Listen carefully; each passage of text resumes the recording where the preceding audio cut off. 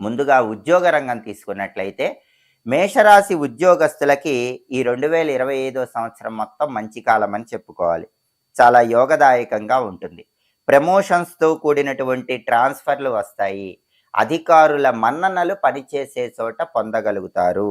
కేంద్ర, రాష్ట్ర ప్రభుత్వాలలో పనిచేసేటటువంటి మేషరాశి వాళ్ళందరికీ 2025 సంవత్సరంలో మంచి అభివృద్ధి ఏర్పడుతుంది. చక్కటి గుర్తింపు లభిస్తుంది. అలాగే గతంలో ఉన్నటువంటి కోర్టు కేసుల నుంచి కూడా మేషరాశి వాళ్ళు పూర్తిగా విముక్తిని పొందగలుగుతారు.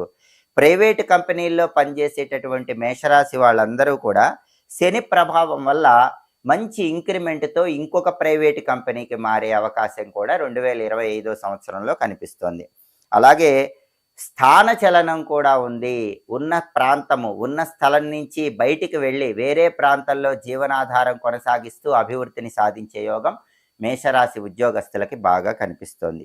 నిరుద్యోగులు ఎవరైనా ఉంటే మేషరాశి వాళ్ళకి ఈ సంవత్సరం ఖచ్చితంగా వాళ్ళ అర్హతకు తగిన ఉద్యోగం లభించే సూచనలు ఉన్నాయి.